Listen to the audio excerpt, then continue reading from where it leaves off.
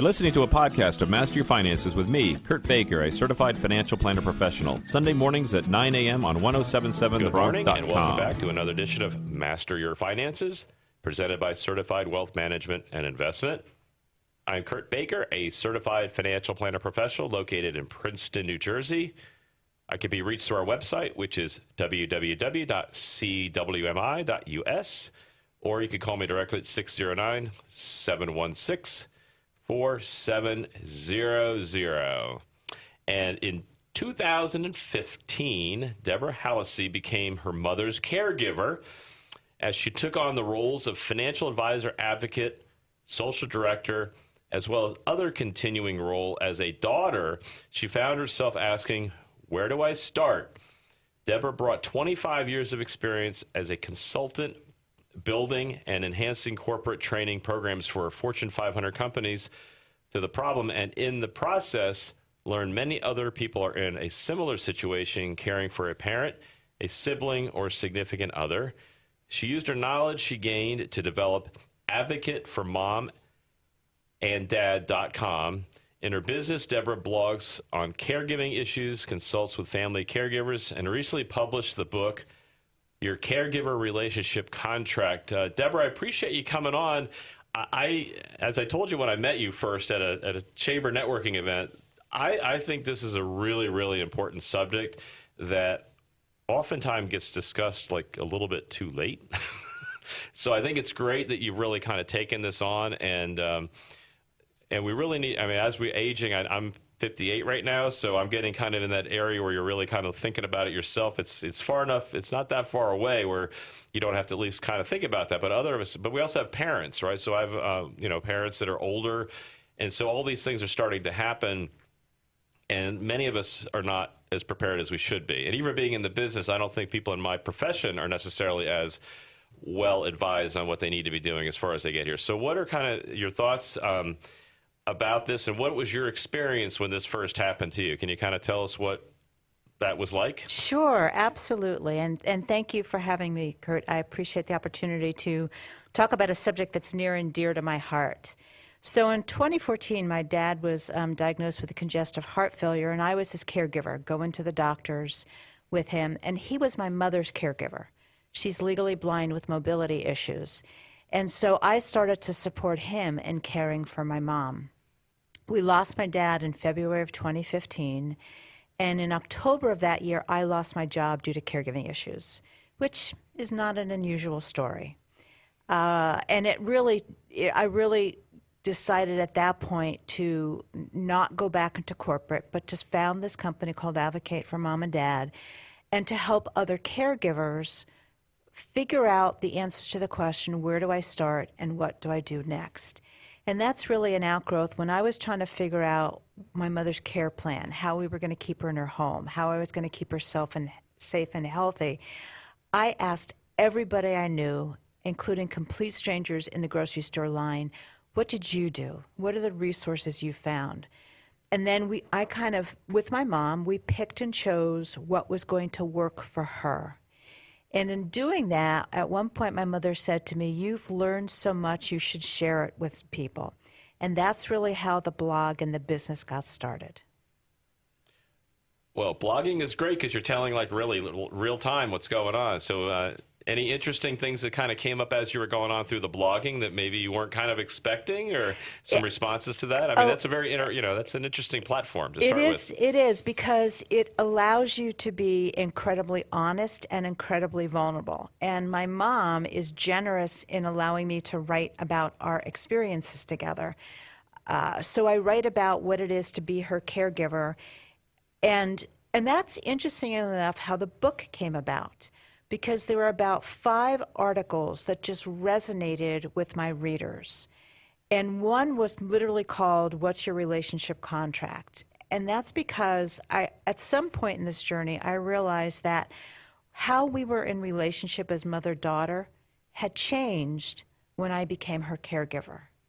And so it required having some really hard conversations, and it required understanding what her expectations were and setting boundaries. I also wrote about how to say yes to help, to ask for and say yes to help. I wrote about the first boundary I ever set with my mother, which was an absolute doozy. I wrote about how you present change to them, the language matters. And all of that just came together in this book where it's not only lessons learned, but I wanted it to be really practical. So at the end of every chapter, there's actually a worksheet where you can practice what the chapter talked about, or questions to kind of ask yourself or ask the person you're caring for so you can come to a better understanding. So I'm envisioning, I've never had to care for my parents directly, but I do remember they cared for me a lot when I was younger. So going through kind of a now, when I was an adult, they become more peers, friends. You're still their son or daughter, but that I think that relationship becomes more of a friendship. I think in adult life, at least it did for me. But I would find it odd a little bit, even though I have a very close relationship with my father who's still living. I would find that very different. And so, what did you experience when you went from being the daughter, and now you're it's kind of a flip role, right? And so, isn't that a little? I feel like a little bit like a fish out of water, so to speak, in some ways. Well, I think it's really interesting. One of the lessons I learned is too often when you become your parent's caregiver, you try to parent them. And that's the number one rule in the book. Don't parent your parent. You're not. They're not your parent. They're fully functioning. And I have to say that this book is not written from the perspective if your loved one has some sort of dementia. This is really written from the perspective of they have full capabilities. They're just stubborn. And it's hard to get them to do what you think is the right thing to do. Is that, you found them to be stubborn? Oh, yeah. My mom's half Italian. My mom's Italian. Trust me, she's stubborn. Okay. But we make the mistake of trying to parent our parents and use the terminology like, you should do this, you must do this. And that is just going to make them dig in their heels. So my first rule is don't parent your parents. Here are some techniques and strategies to work together to become a team. It should be collaborative. It should be collaborative. Right. And I think what happens so often when we become caregivers, our first concern is their safety. And so because it is, we tend to come through it that lens. And in that lens, we can take away their autonomy. And when we try and do that, they're just going to dig in their heels. Well, it's kind of interesting. Because when you're a child, I think parents think the same way. You want the child to be safe, but you also want the child to experience things so they do things on their own, so they learn and develop. I would suspect that's the same when we're older. Maybe there's certain things we can't do, but you still want to do as much as you can. Absolutely. Right? You still want to do as many possible things as you possibly can because you feel better about yourself, obviously. Yeah. And you stay healthier, I would suspect. The more things you actually do, mentally and physically, the better your health is going to be overall, right? Well, that's 100% true. So there's still this underlying concern with safety, but then on top of that is they still need to hold on to some sense of independence. And so I'll give you a really terrific example.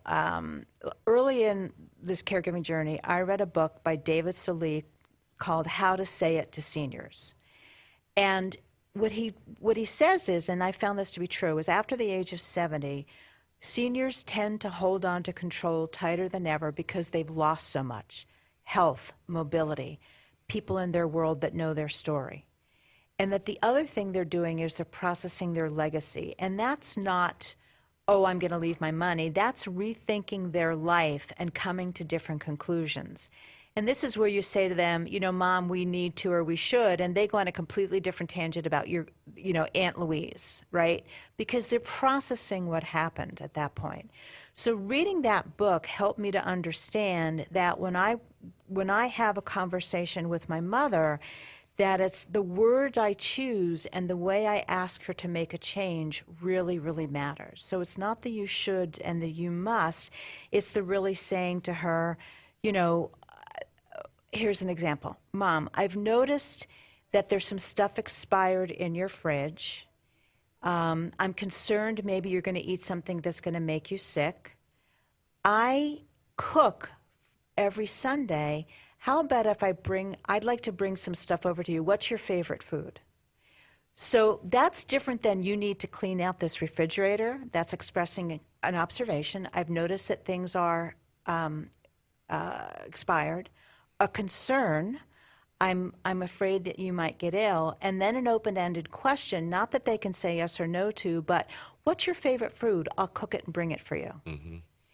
That completely turns the conversation around and actually starts a conversation that may go off on tangents about their favorite food as a child versus how they cooked for your dad, but that's opening up the lines of communication. So always thinking about, what do I observe? What can I suggest? What's an open-ended question? It's the kind of thing where a great example from the book from David Solie was people were saying, Mom, you have to move out of here. Your bathroom is upstairs. You're going to get hurt coming down. You must do this. When they gave her back control and they said, we know you want to stay here, and so how about if we put a bathroom downstairs? And then they just left her with that thought. She came back 3 days later and said, you know what? It's too much money. I will never recoup the money I put into this house to put a bathroom downstairs. Let's look at assisted living. It's always about giving them control, options, dialogue. Yeah, you sound like more like an advisor than somebody overseeing the situation, right? So you're more of an advisory and consultant type role as opposed to being more dictatorial, I guess, right? Because and say, you're hey, a partner. Right. You're trying to get to a team. It makes sense. Anytime you're dealing with care, you want to have a partnership, because if they're not buying into the care, they're less likely to follow through with it as well, right? Exactly. So exactly. You've been listening to Master Your Finances. We're going to be right back. Welcome back. You're listening to Master Your Finances. I'm Kurt Baker here with Debra Hallisey, and we're talking about, I guess, the relationship between the parent and the child as you start to become their caregiver. And one of the things you touched on in the last segment that I think comes up a lot, and I wondered, and I think you might do with some of the techniques you described before, is that some of them become like really safety issues, like, and you might even have maybe two adults in the house, right? And one is like, you can no longer walk up the stairs, but the person is like, I can walk up and down the stairs, and maybe they have a temporary setback, right? Maybe there's a period of time where, something happened, but how much, at what point do you kind of get, or driving, that's another one you hear a lot about. Like maybe they don't want to, they're concerned about the driving ability, but they're like, I think I can drive. So how do you frame that conversation when things like that come up, which could be serious, if not handled appropriately? Yeah, no, it absolutely. So the one thing, I'm going to answer your question, but I'm going to start off by answering, the one thing I will say is don't bury your head in the sand. If you're, as Rosalind Cotter says, if you're not a caregiver now, you will be. And so understanding that you, and when I say caregiver, I'm not saying that you're living in your parents' home or your aging loved one's home 24/7. You are still a caregiver even if they're in a facility, because you're the first line of defense. And like I'm my mom's caregiver. She has 24/7 live-in care, except every other weekend I'm with her for 4 days, every doctor's appointment, every vet visit, every family function, and so I am her caregiver, even though I'm not with her full-time 24/7. And so one of the things I'm really big about is not burying your head in the sand. So before you ever get to that point, I want you to open a dialogue. And here's what I mean by that. And that is saying, to mom and dad, gee, when does your garbage and recycling have to go out? Because if you guys decided to go away for a week, I want to know that I can be able to help you. So if you start a list of how they live their life, what day do they go grocery shopping? When does the garbage out? When does the recycling go out? Who is your plumber in case you're gone and I need to call them for you? What that gives you is the understanding of how they're currently living their life, so you can support them as long as you possibly can to continue that way. But it also means when you start to see a change that you can say, let's talk about, can we ask the neighbor to put the garbage out for you, because it's going to be an ice storm tomorrow night and I'm concerned about your safety. So you start to see who the people are, what the tasks are that need to be accomplished, and then you can start to talk about who can we pull in to do that. And I call that my support peeps, right? These are the people who are going to support my mom and going to support me. So that's the first thing. Start that dialogue and a very natural conversation about how do they live their life, just in case I had to help you. Then the other thing I will tell you is there's actual, in the healthcare system, there's something called activities of daily living and instrumental activities of daily living. You can Google them. What it is activities of daily living is, can they shower alone? Can they get dressed alone? Do they need help cooking? So it's the things that they need to live in their home. And then the instrumental is what happens in the community. Can they go to the bank? Can they go shopping? Can they continue to pay their bills?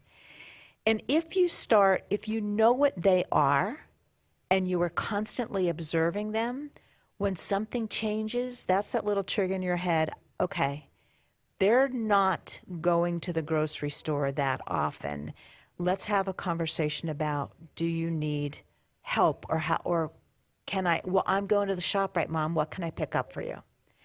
And so if you are on top of that and you already have the dialogue, then sometimes those conversations about safety become a little easier using those same techniques. One of the things, and the other thing is when you're having those conversations, you start to understand where their boundaries are, right?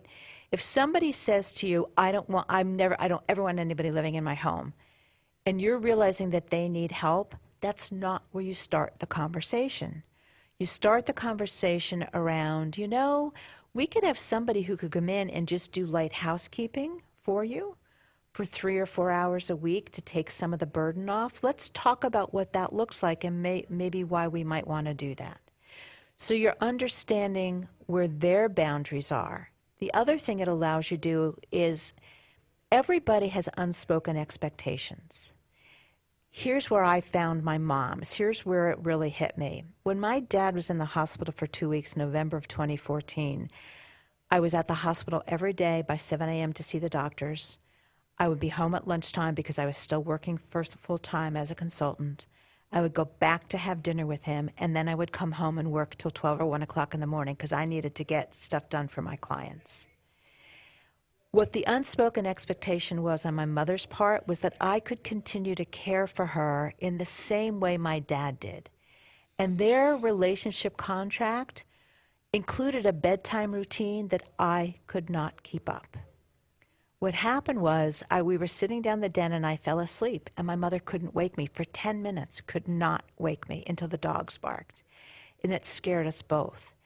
I needed to do her blood, put her eye drops in, have her brush her teeth.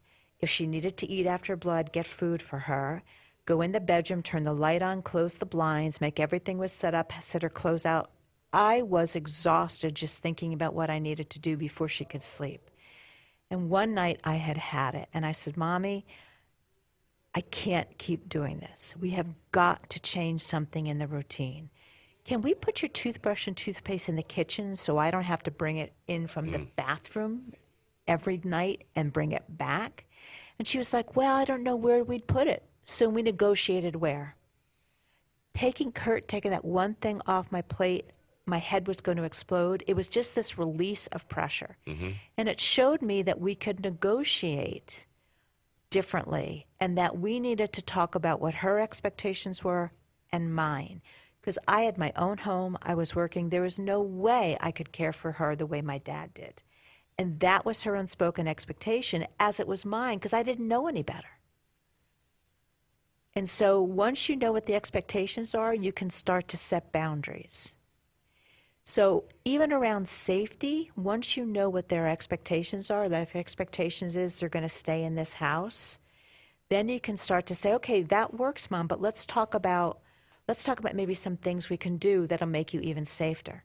There's these great handlebars, grab bars. They're not hospital-like. Maybe we want to talk about putting one at the front door so as you're coming and going, you have something a little sturdier to hold on to. It just opens up a world of conversation. So just kind of like one incident, one thing at a time that you might be concerned about, and if they're involved in that conversation, because I mean, as long as you have cognitive function, you're gonna when something is pointed out as an issue, a potential issue, at least you're gonna think about it. And if you're honest with yourself, I mean, I don't think I would want to fall, right? I mean, I don't want to fall, but maybe I hadn't really thought about it. the way maybe somebody observing me might think about it. Right. Just like anything else. I mean, if somebody's training me in the gym, they're going to see something I don't necessarily see. They're like, oh, by the way, maybe you need to like do this a little differently.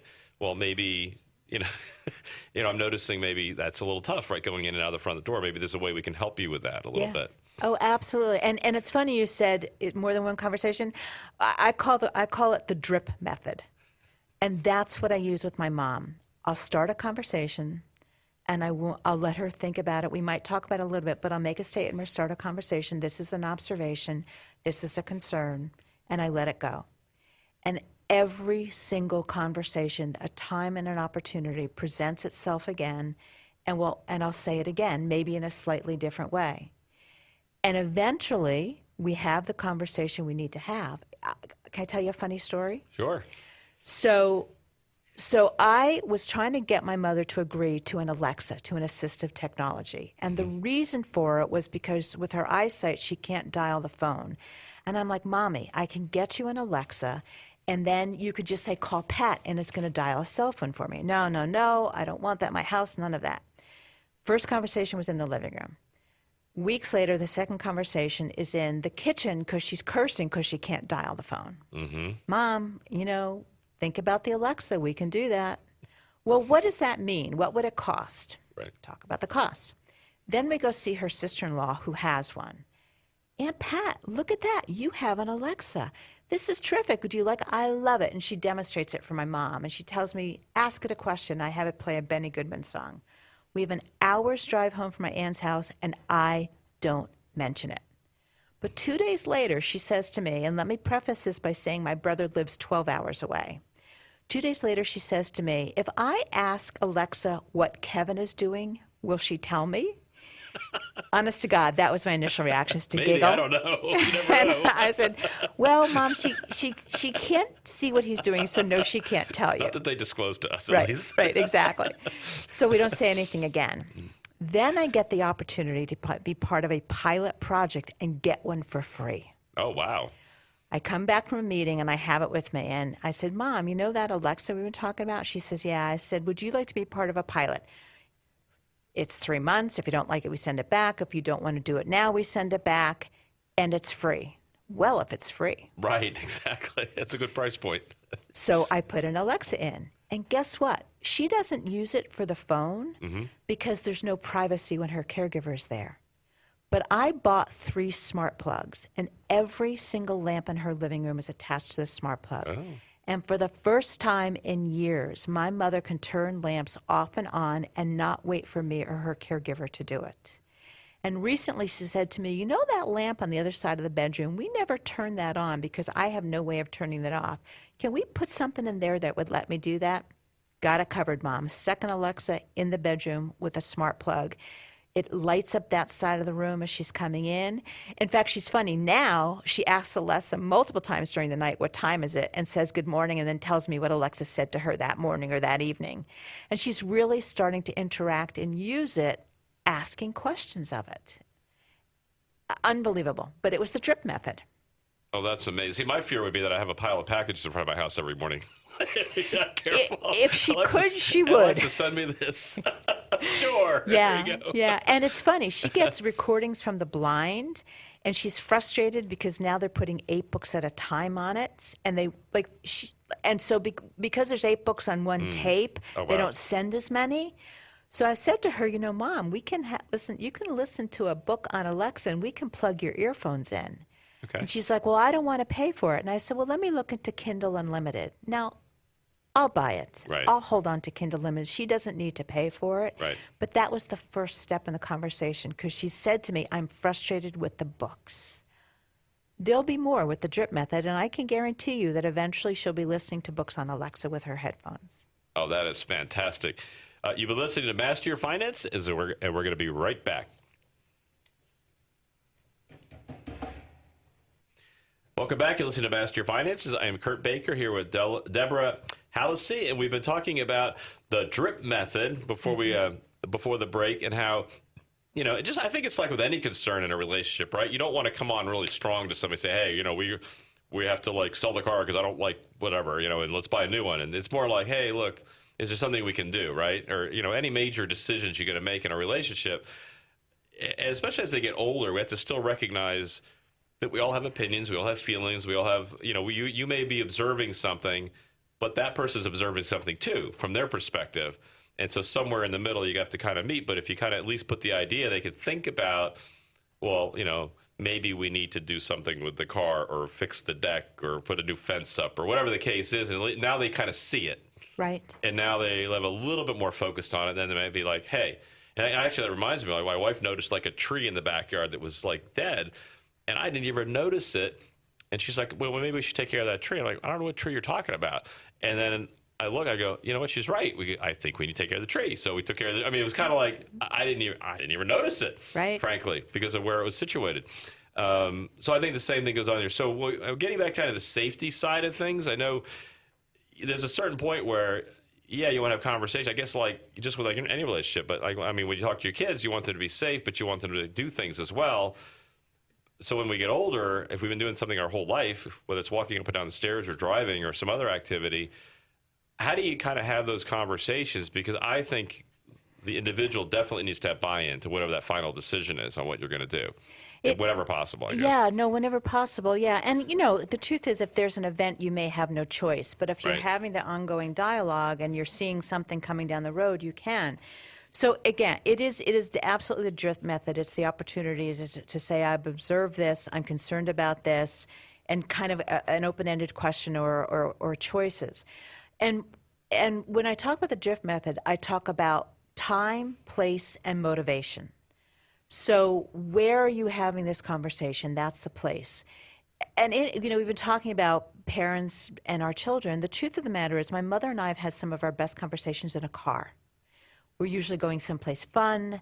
It's enclosed. We can talk freely. Hard to escape, too. Hard to escape. You don't have to look each other in the eyes if you're getting angry with one another, right? So, having a conversation in an environment like that about any topic is really important.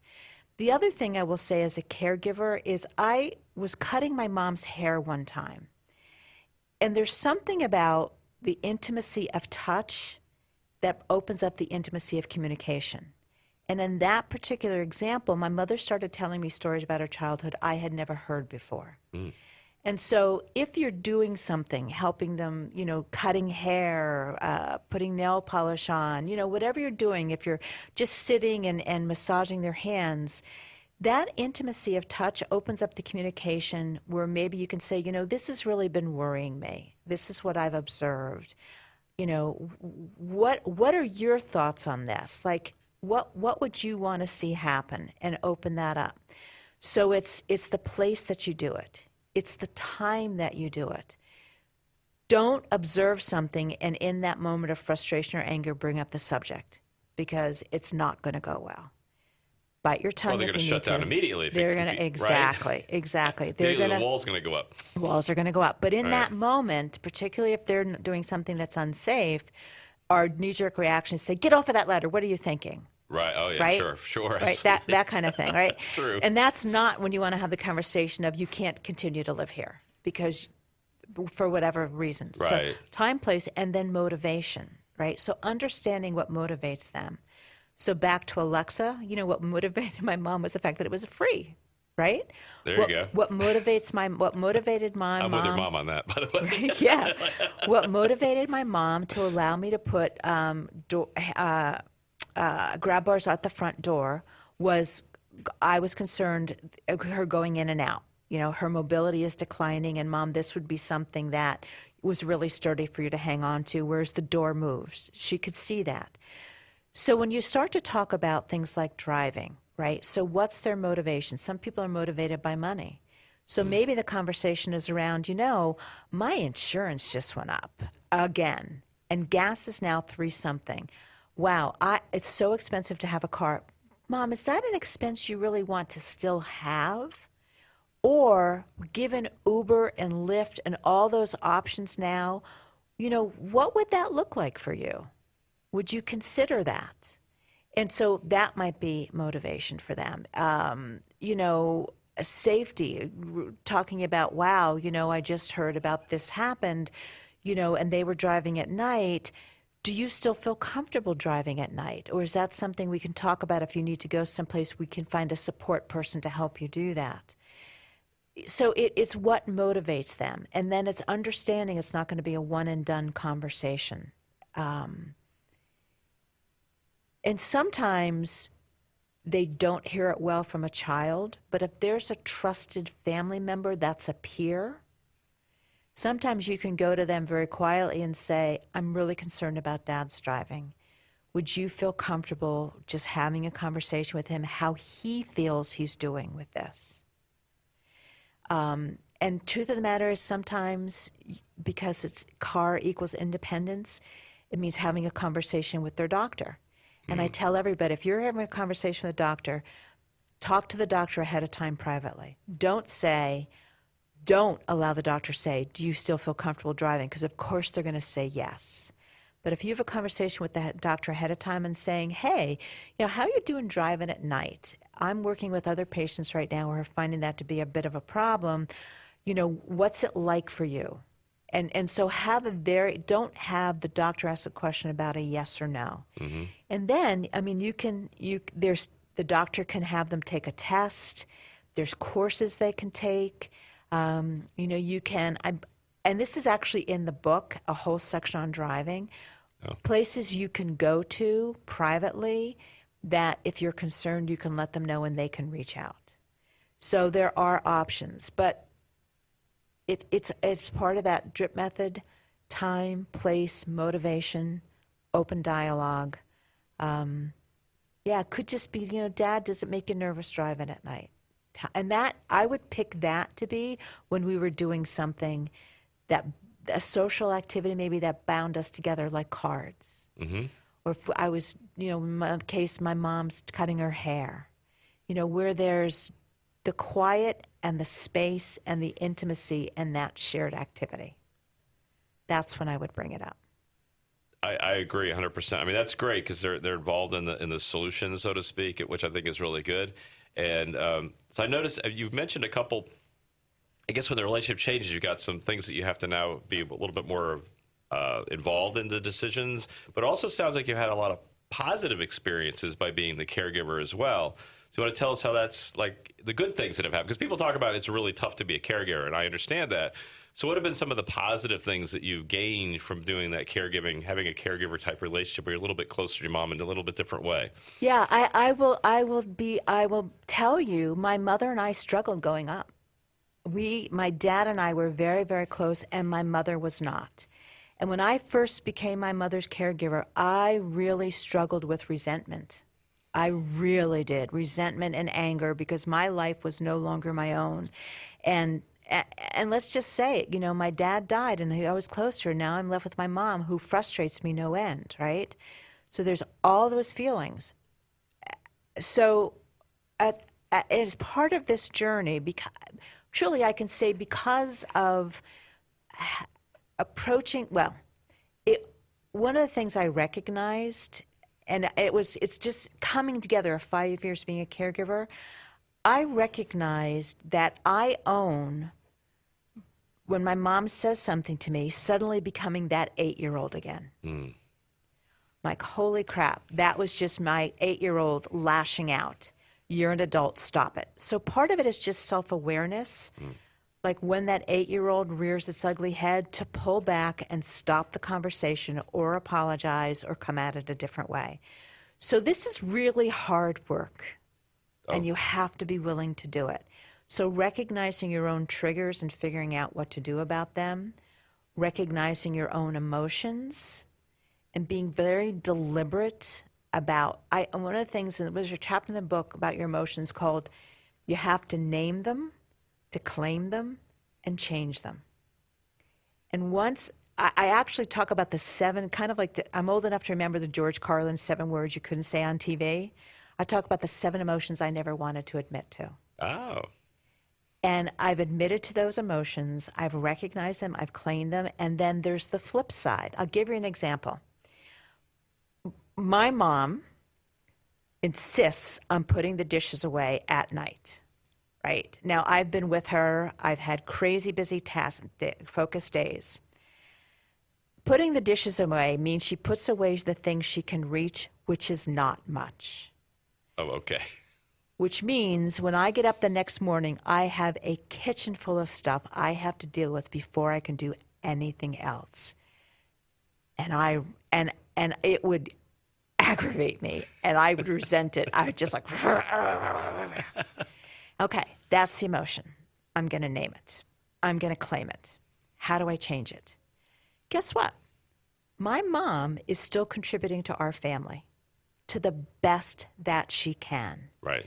Because she's got this chair in the kitchen with wheels on it, so she motors around the kitchen, go into the sink, go into the refrigerator, go into the stove, go into other places, but she can't stand up with mobility long enough to put things up a way that's high. I have to. Mm-hmm.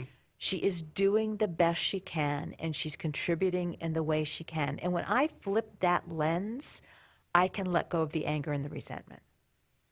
Well, that's actually very amazing. Yeah, I guess it's the self-awareness, and so she is helping out, and that is really good. You've been listening to Master Your Finances, and we're going to be right back. Welcome back. You're listening to Master Your Finances. I am Kurt Baker here with Debra Hallisey, and we're talking about your relationship with your mother, which I guess was a little tougher when you were younger, and it sounds like you've been making some progress where you've got your emotions and you have to name them, to claim them, to change them, right? So Right. You mentioned the kitchen, which is great. So you identified that and said, hey, well, at least she's contributing, right? Maybe she's not doing everything exactly the way I'd want to have it done, but she is adding to it. And so now you're a little bit more prepared, I guess, mentally at least. And I don't think that's easy. I mean, we kind of said that, but I mean, we get kind of in our routines and our set in what we want to do. So how has that led into your relationship long term with your mother? Any changes? I'm hoping at least. Yeah, no, really. I said earlier, my mom and I struggled growing up, and I never, ever thought we'd get to the point where we had as wonderful a relationship as we do now. I mean, we really are a team. I'm not going to tell you we don't argue and have harsh words.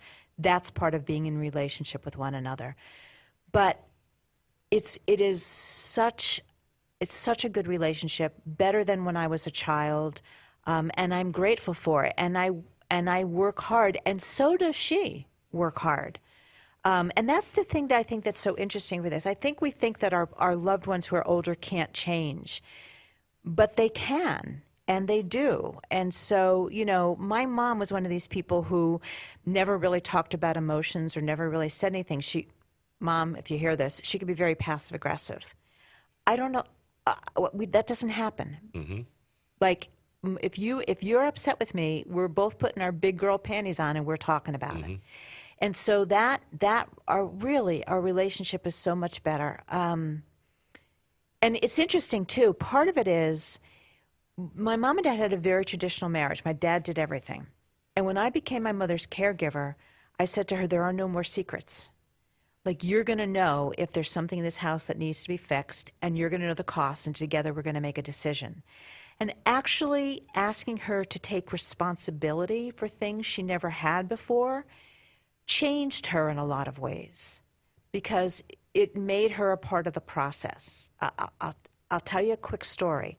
The first boundary I set my mother was a doozy, and looking back now, I would have handled it differently. Had 3 months at home trying to get her settled, and we were looking for a live-in caregiver, and they had, her big thing was they had a drive, she wanted a companion, and she wanted them to speak English really well. But every time we talked to somebody, whether or not they had a drive changed, whether or not they had to speak English really well changed. And one day, 2.5 months into it, again, driving was a must-have, and my head exploded, and I thought, she is playing me. Mm-hmm. And I looked at her, and I said, Mom, I'm done. In 3 weeks, I've got to go back to traveling and being to Houston. Every time we talk, you change what the parameters are. You are now responsible for finding your caregiver. I will support you. I will help you find the resources, but you are doing it. And she did. And that one thing changed the dynamics of our relationship tremendously. And there have been other times where she's, I was making all the phone calls. I said, Mommy, I can't make all these phone calls. You need to take some of this on. So in asking her to take more and more responsibility, we became more and more of a team. Now, I will tell you that I have it easier than a lot of other people because although I have a brother, he's 12 hours away, so he's not involved in the day-to-day. It's just Mom and I. He contributes in other ways, and we're in agreement on how to care for her. But I don't have siblings who are competing for what's the best with Mom. That makes this so much harder, and I recognize that. Yeah, because I can see a situation where you have, either two or three, even if you had just two, and one might say, I think Mom should do this, and the other was going to say, nope, I think Mom should do that.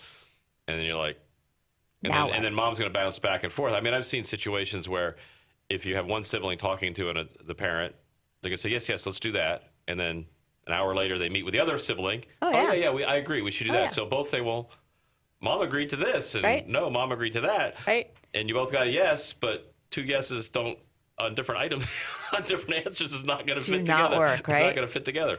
Well, I think two things. I will say this. I said, and let's face it, sometimes our parents work us, right? Because they know one child will agree to this. Like and children the other working their parents. Yeah, exactly. It's just upside down. So here's the interesting thing. When I talk about a relationship contract, when you become a caregiver, even if it's multiple caregivers, not only does the contract with the person you're caring for change, but that relationship contract you had with everybody in your life changes. So all the skills that you're using with your caregiver about the drip method and about talking and about understanding what's going on really should be employed with your siblings. Mm-hmm. Understanding full well that the dynamics of who's the oldest comes into play, the dynamics of who's got the skill set to do one thing better than the other, the dynamics of Mommy always liked you best. All of that comes into play into here, which really complicates it. But if you can come together as adults, the siblings, and you can work on your relationships so that you stand as a united front to the parent, everything can be successful. I will also tell you that I talk about family of origin versus family of choice. And family of origin is exactly what you think, your parents, your siblings. There are going to be times when for the primary caregiver, the family of origin simply cannot step up in the way you want them to. For whatever the reason, whether they're not there physically or whether there's bad blood and they don't want to. It is what it is. You cannot change that. So I talk about who's your family of choice. Who are the people around you who can pick up the slack that other person that you would expect to doesn't for whatever the reason? Let it go. Find your family of choice, bring them into this circle, and then work with them to support you, to be part of the caregiving, to be the person you vent to, whatever it takes. I've worked with families where caregiving tore them apart. You have to be really deliberate and really careful about that. But guess what? Part of that conversation with your siblings are what are the unspoken expectations. And you have the right to set boundaries even with a brother or a sister. And that's okay. Oh, I have to agree with that. And I think you're bringing up a lot of things. I think communication is really key here. So, because sometimes people feel like they're kind of left out of everything. So I think what I'm hearing here is I'm envisioning family. I know just with my own family, like my brother and I have different strengths, right? Mm-hmm. So, we would just say, hey, which one do you do better? And then one of us would just do it. It's not a big deal, but sometimes I think they have to actually think about that for a minute and say, who really is the best qualified to kind of take on this particular item as far as a need might be, because you most likely have it there. Or maybe, as you said, the extended family, the family of choice you mentioned, right? Mm-hmm. So it doesn't have to be biological, right? It could be a friend, it could be and things like that. And I know that structure does exist, which is great.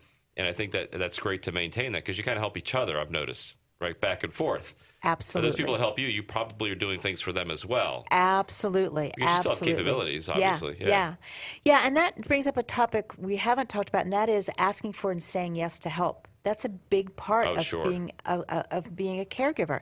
And so there's a couple of things that I learned. And first of all, I've learned that when there's an emergency, like when my dad was in the hospital, people were wonderful about asking if they can help. And so I'm going to tell you that in that emergency, say yes, right? So there's a couple things. First of all, if you've been working with your loved one and you know what they need to live their life, like when the garbage goes out, when they need to go shopping, etc., you actually have the start of things, how people can help you in that list alone.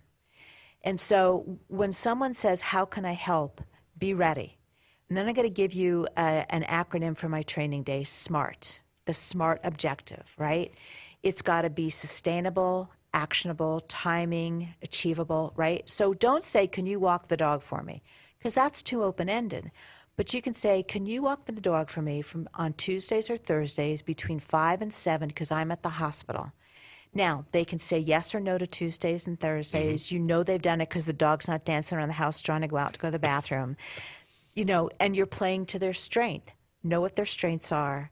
Make it actionable that somebody can actually say, okay, yes, I can do this or not. And reserve the right to come back to them if you say there's nothing right now, but I'm going to come back to you when I do need help. No one turned me down. That's amazing. Yeah, no, that's great because you're being very specific about it, right? So and it's a lot easier to say yes or no. Yeah. Because if somebody just said go walk the dog, because I have dogs, so I have 5 dogs. I mean, to me that would be. I'd be like, wait a minute, that's like a full-time job, basically. Right. Right. I mean, they need to go out all the time. So, right. But if you just tell me I need to come after work and let them out, that's a yes. Not a problem. On the way home, I could definitely do that. Or you negotiate and say, I can't do it Tuesday, I can do it Friday, right? Right. I figured this out when my dad was in the hospital, and I was trying to get people to come at lunchtime to be with my father so I go home and work. And I was talking to my cousin, and I said, can you go see Dad at the hospital? And there was like silence. I said, is that not good for you? She said, I have to be honest, I'm not good at hospitals.